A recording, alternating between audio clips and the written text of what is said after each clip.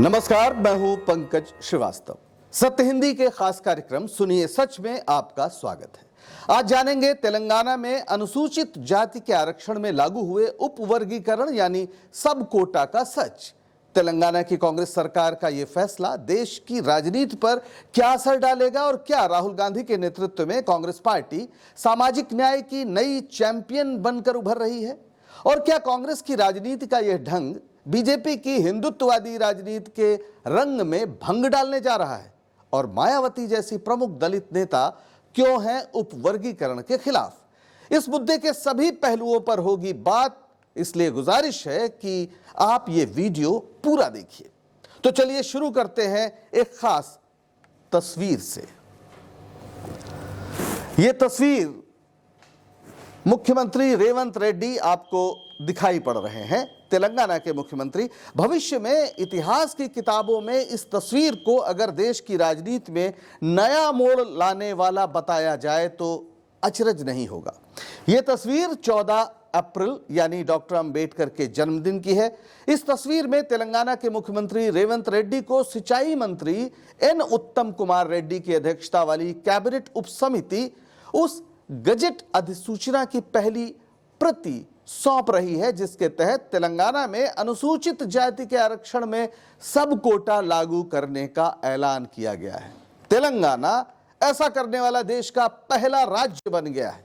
इस आदेश से तेलंगाना में एससी समुदाय की यानी अनुसूचित जाति की 59 उपजातियों को 3 वर्गों में बांटकर आरक्षण दिया जाएगा। अनुसूचित जाति को 15% आरक्षण मिलता है, ये बात तो आप समझते ही हैं। तो तेलंगाना में अब क्या होगा इसको समझ लीजिए। तेलंगाना में सामाजिक न्याय की एक नई शुरुआत हुई है। 2025 की जाति सर्वे यानी जो तेलंगाना सरकार ने कराया है, उस सर्वे के मुताबिक तेलंगाना की कुल आबादी 3.7 करोड़ है, जिसमें अनुसूचित समुदाय 17.43% है।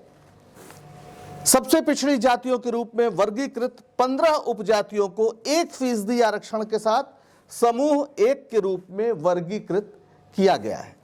हालांकि ये समूह जनसंख्या का 0.5% है, यानी 15 उपजातियां जो अनुसूचित जाति में आती हैं उनमें 15 को 1% का आरक्षण दिया गया है। हालांकि उनकी जो जनसंख्या है कुल एससी आबादी में वो 0.5% है, यानी ये काफी पिछड़ी जातियां हैं। इनका शासन प्रशासन में भागीदारी बेहद कम है, इस वजह से शायद ये आरक्षण दिया गया है।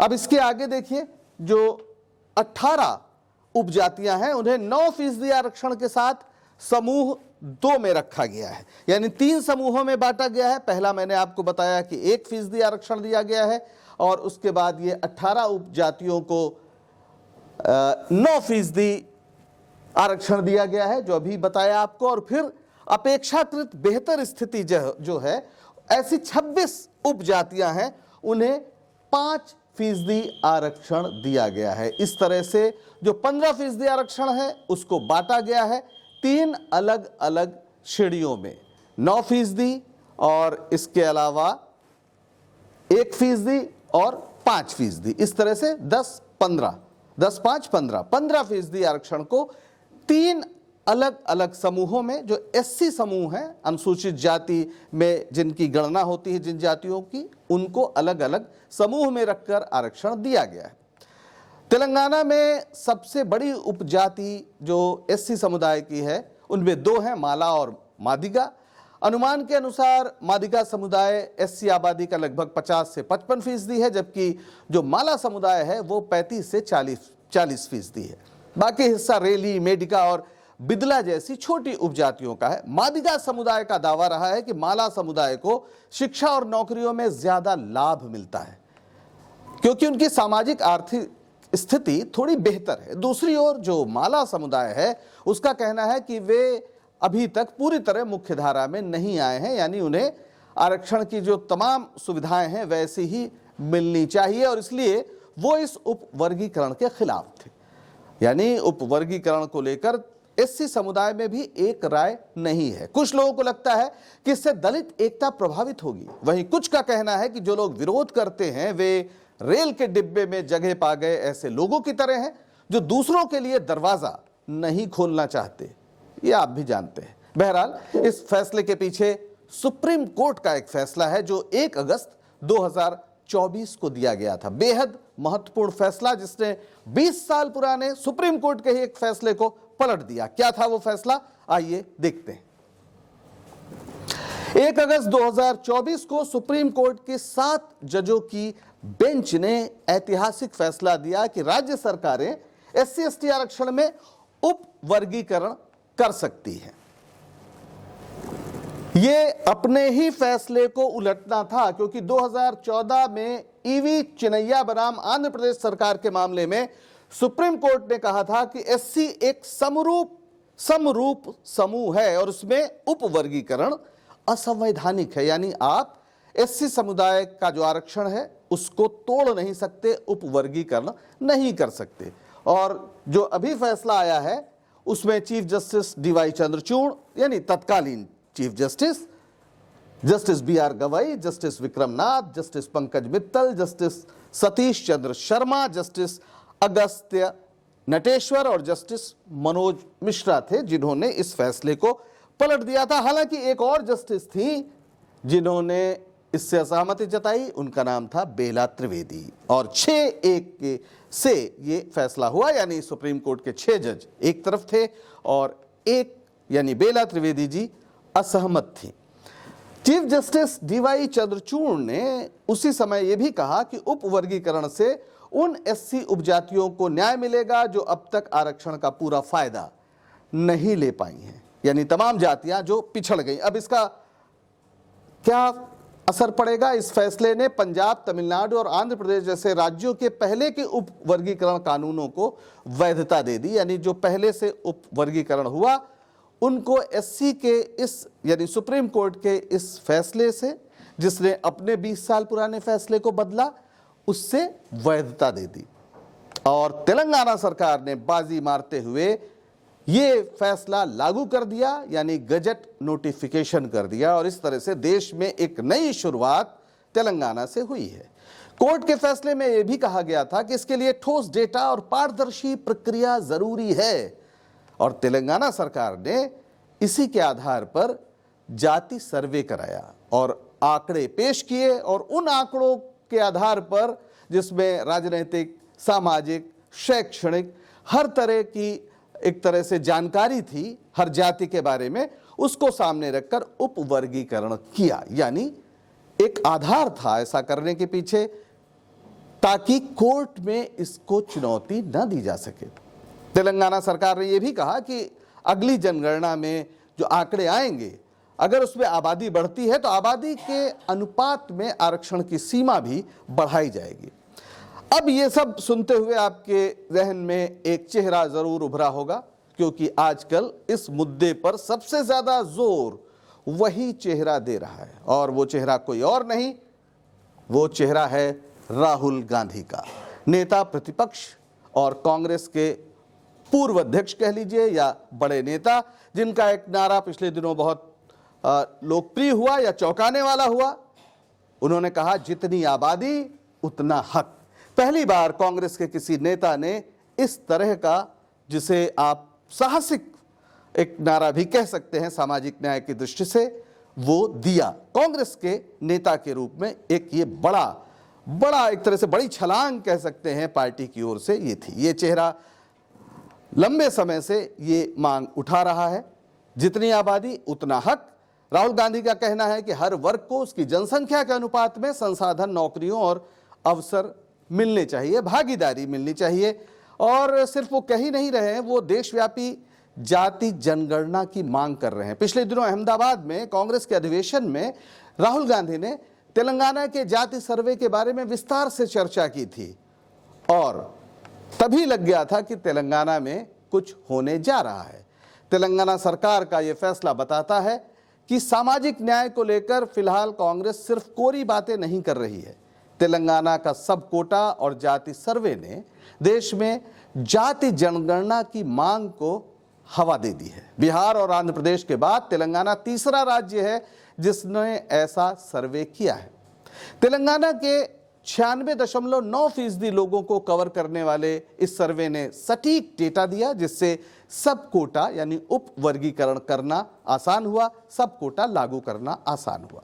उधर कर्नाटक में 2015 की सामाजिक, आर्थिक और शैक्षिक सर्वे रिपोर्ट 11 अप्रैल को यानी 11 अप्रैल 2025 को कैबिनेट में रखी जा चुकी है। इसके नतीजे भी जल्द सामने आएंगे। ऐसा लगता है कि कांग्रेस पार्टी सामाजिक न्याय की नई चैंपियन है। राहुल गांधी लगातार ऐसी मांग कर रहे हैं जिससे बीजेपी असहज हो रही है। क्या मांग कर रहे हैं? राहुल गांधी कह रहे हैं कि देश भर में जाति जनगणना हो। इसके अलावा आरक्षण की जो 50% सीमा है उसे हटाया जाए और फिर सिर्फ आगे क्या होगा, जाति जनगणना के नतीजों के हिसाब से SC, ST और OBC आरक्षण को बढ़ाया जाए। ये 3 प्रमुख मांगे हैं राहुल गांधी, जो घूम घूम कर इसके इर्द गिर्द एक जन गोलबंदी कर रहे हैं। वो मांग ही नहीं कर रहे हैं, बल्कि संविधान सम्मेलन भी इन मुद्दों पर लगे जगह जगह आयोजित किए जा रहे हैं और अक्सर इन सम्मेलनों का आयोजन उस क्षेत्र के सामाजिक कार्यकर्ता करते हैं, यानी पार्टी नए दायरे में फैल रही है। पिछले दिनों अहमदाबाद अधिवेशन में कांग्रेस ने इस मसले पर जोर देते हुए न्याय पथ की नई लाइन ली है, जिसका मकसद सामाजिक न्याय को हर दायरे में सुनिश्चित करना है। देश के सामाजिक बुनावट को देखते हुए राहुल गांधी का यह अभियान देशव्यापी असर डाल सकता है। यह नए किस्म के संघर्ष को भी जन्म दे सकता है। जरा इस तस्वीर को देखिए। यह तस्वीर मायावती जी की, उत्तर प्रदेश की पूर्व मुख्यमंत्री, एक बार नहीं वो 3 बार मुख्यमंत्री रही, लेकिन इस मुद्दे पर उन्होंने विरोध किया है सुप्रीम कोर्ट के फैसले का। उन्होंने कहा कि सब कोटा देने का फैसला है वो दलितों को बांटने की साजिश है। इसके अलावा जो 21 अगस्त को इस मुद्दे पर भारत बंद हुआ था कुछ संगठनों के आह्वान पर, उसका भी मायावती ने समर्थन किया था। यानी मायावती, जो दलितों की देश की एक बड़ी नेता है, वो बिल्कुल नहीं चाहती कि सब कोटा लागू हो। इसके बहुत से कारण हो सकते हैं। ऐसा माना जाता है कि मायावती दलितों को एक बड़े वोट बैंक या एक बड़े समूह के रूप में देखती है और उन्हें लगता है कि अगर उपवर्गीकरण हुआ तो फिर ये ताकत कमजोर हो जाएगी। बहरहाल वो विरोध कर रही हैं। अभी इस पर फैसला जो अभी तेलंगाना का आया है, उनकी कोई टिप्पणी नहीं मिली है, लेकिन कांग्रेस जिस तरह से इस मसले पर आगे बढ़ी है, उनके लिए दुविधा हो सकती है। मायावती सिर्फ एक दलित जो जाति है, जो एक अनुसूचित जाति है, उसकी नेता नहीं रहना चाहेंगी। उपवर्गीकरण के विरोध करने पर यह खतरा है, क्योंकि यह बात तो सच है कि तमाम जातियों को आरक्षण का वैसा लाभ नहीं मिला जैसा कुछ को मिला। और सिर्फ ये अनुसूचित जाति में नहीं, आदिवासी यानी अनुसूचित जनजाति का भी सच है और शायद जो OBC आरक्षण है उसमें भी एक सच है। हालांकि इसके ऐतिहासिक कारण हैं।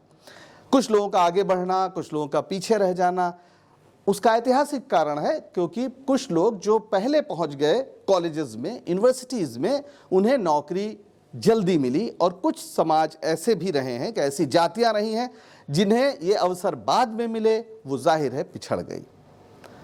लेकिन इससे एक बड़ी परेशानी बीजेपी को हो रही है। दरअसल मोदी सरकार लगातार इस मुद्दे से, अगर सही कहा जाए तो, मुंह छिपाती दिख रही है। उसका दोहरा रवैया समझिए। मोदी सरकार ने जाति जनगणना का विरोध नहीं किया। जैसे बिहार में जाति जनगणना हुई तो उन्होंने कहा हम साथ हैं। 2018 में राजनाथ सिंह जी ने, जो उस समय गृह मंत्री हुआ करते थे, उन्होंने संसद में एक सबकी ओर से जो एक सहमति थी उस पे कहा था कि देश में जाति जनगणना होगी। लेकिन 2021 में जो जाति जनगणना होनी थी वो हुई ही नहीं, और कोरोना खत्म हुए भी कई वर्ष हो गए, फिर भी नहीं हुई। यानी न जाति जनगणना का विरोध और न ही जाति जनगणना कराना। तो दोनों ही तरफ कोई स्पष्ट स्टैंड बीजेपी की ओर से नहीं लिया जा रहा है। बीजेपी के मंचों पर राहुल गांधी को हिंदुओं को जाति के आधार पर बांटने वाला बताया गया है, बार बार बताया जा रहा है। अब सवाल यह है कि अगर राहुल गांधी अनुसूचित जाति, अनुसूचित जनजाति और OBC के हित की बात कर रहे हैं तो फिर वो हिंदू विरोधी कैसे हो गए? क्योंकि ये जो समूह है जो मैंने अभी आपके सामने जिनके बारे में चर्चा की, अगर उन्हें जोड़ दिया जाए तो वो तो लगभग 85% हो जाता है। यही नहीं, राहुल गांधी गरीब सवर्णों की भी बात कर रहे हैं कि उनके लिए भी योजनाएं बननी चाहिए, सरकार रोजगार के अवसर घटा रही है। तो अगर हिंदू समाज के 90% लोगों के हित की एक नेता बात कर रहा है तो फिर वो उस धर्म का विरोधी कैसे हो सकता है? बीजेपी ये बात बताने की बार बार कोशिश करती है और बीजेपी नेता लगातार इसीलिए मुस्लिम विरोधी बयानबाजी करते हैं ताकि ध्रुवीकरण में जाति जनगणना का सवाल दब जाए। अभी तो प्रधानमंत्री जी ने पंक्चर बनाने का भी सवाल उठा दिया और वक्फ बोर्ड के मुद्दे को पूरे देश में जिस तरह से मुद्दा बनाया जा रहा उसके पीछे भी यही साजिश है। प्रधानमंत्री जी कह रहे हैं कि अगर वक्फ की संपत्तियों का बेहतरीन तरीके से इस्तेमाल होता तो जो मुसलमान हैं वो पंक्चर ना जोड़ रहे होते। अब सवाल यह है कि पंक्चर जोड़ना एक तो छोटा काम नहीं है, दूसरा हवा निकल जाए तो पंक्चर जोड़ना बड़ा महत्वपूर्ण हो जाता है और पंक्चर की दुकान बनाने में, उसके औजार इकट्ठा करने में थोड़ा खर्च ज़्यादा होता है। चाय की दुकान और अगर वो नाली की गैस से चाय बन रही हो तब तो उसमें कोई खर्च नहीं आता। बहरहाल वक्फ का इस्तेमाल कैसा हुआ नहीं हुआ अलग बात है, लेकिन अगर इस सरकार ने नीतियों को अपने सही रखा होता, उनका इस्तेमाल सही तरीके से किया होता तो इस देश में 80 करोड़ लोगों को अनाज क्यों देना पड़ता? नहीं देना पड़ता। तो प्रधानमंत्री जी दरअसल यही कर रहे हैं कि जाति जनगणना का प्रश्न हो, आरक्षण का प्रश्न हो, ये पीछे रह जाएं, इसलिए पंक्चर का सवाल, मुसलमानों का सवाल, वक्फ का सवाल लगातार उठाते रहो, बोलते रहो। लेकिन कहावत है कि जिस विचार का वक्त आ जाता है वो समाज में अपनी जगह बना ही लेता है। जाति जनगणना शायद ऐसा ही एक विचार है। आरक्षण का सवाल गरीबी उन्मूलन का सवाल नहीं है, शासन प्रशासन में भागीदारी यानी देश के संचालन में हिस्सेदारी का सवाल है। मोदी सरकार की हिचक बताती है कि राहुल गांधी के उन आरोपों में दम है कि बीजेपी और आरएसएस समाज में मनुवादी वर्चस्व को बनाए रखना चाहती है। आज के लिए बस इतना ही। आशा है कि सच सुनाने का हमारा ये प्रयास आपको पसंद आ रहा होगा। दीजिए इजाजत, नमस्कार और बने रहिए सत्य हिंदी के साथ।